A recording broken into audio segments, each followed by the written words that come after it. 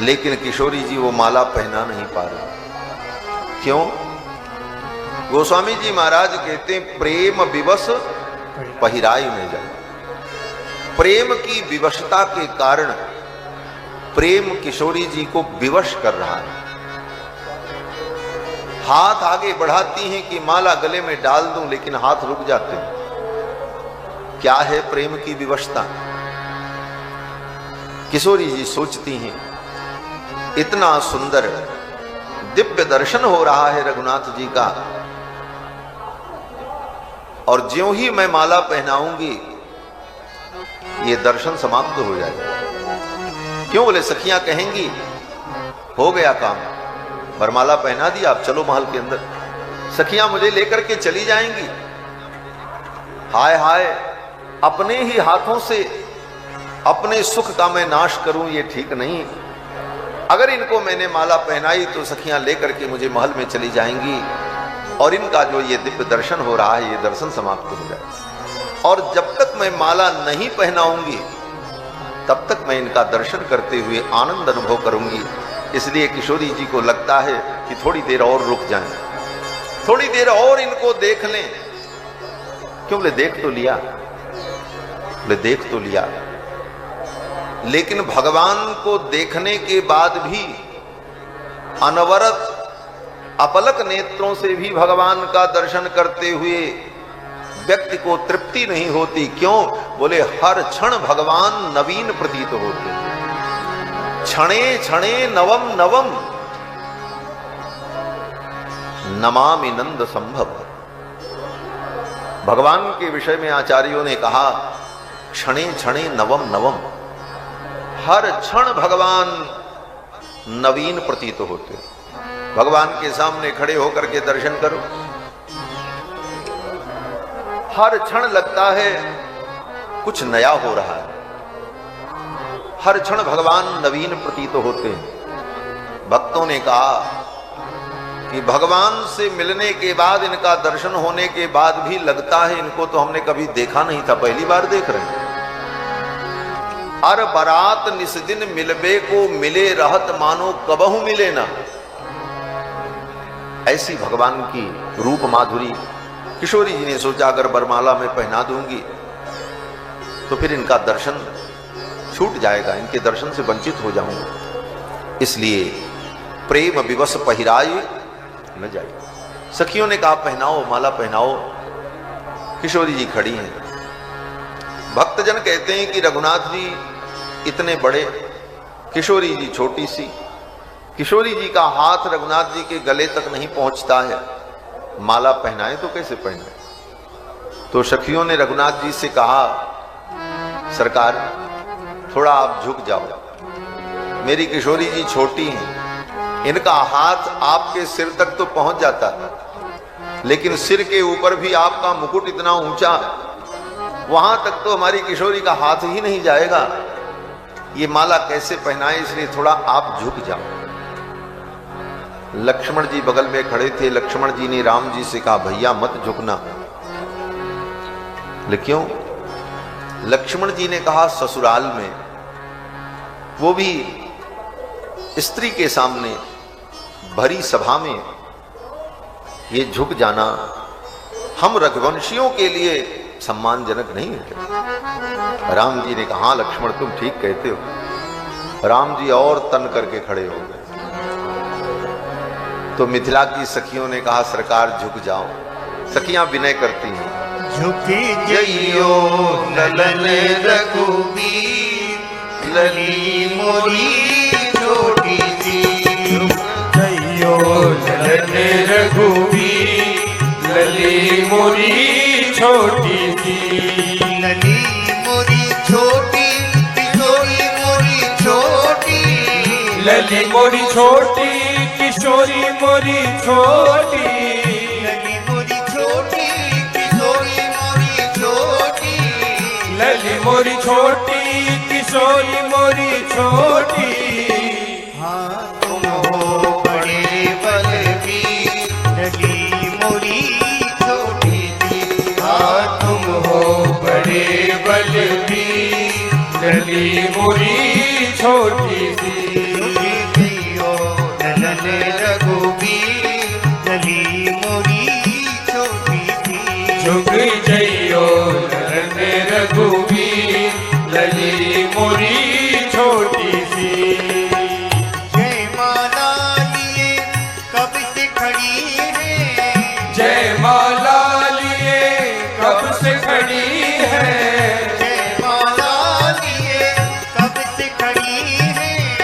जयमाला लिए कब से खड़ी है।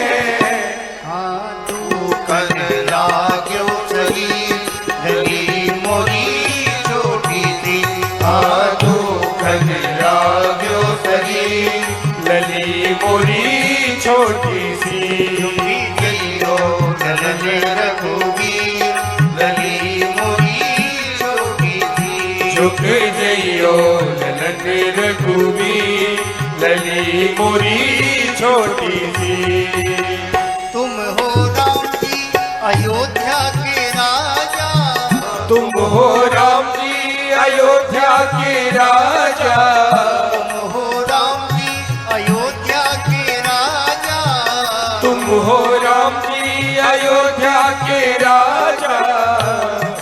हम हैं जनक के गरीब लली मोरी छोटी सी। हम हैं जनक के गरीब लली मोरी छोटी सी। जइयो ललन रघुवीर लली मोरी छोटी सी। झुक जइयो ललन रघुवीर लली मोरी छोटी सी। सुनियो विनय दशरथ के लाला। सुनियो विनय दशरथ के लाला। पहिरो आज विजय जयमाला। पहिरो आज जय जयमाला।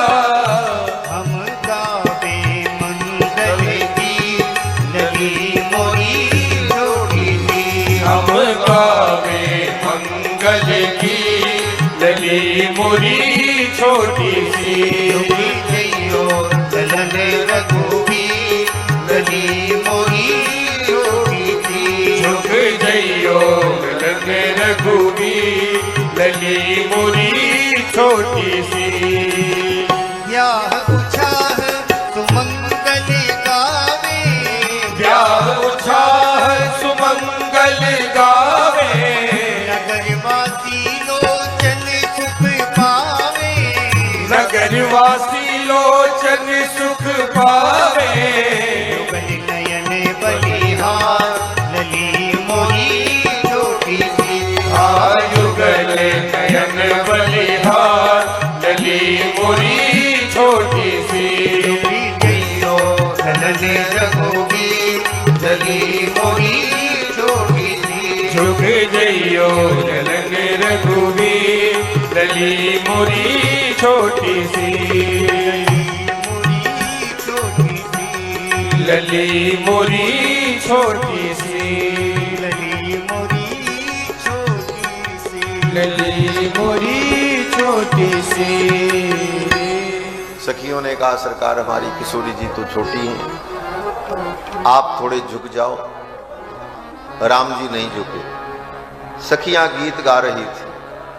गावही छवि अवलोक सहेली सिय जयमाल राम उर मेली।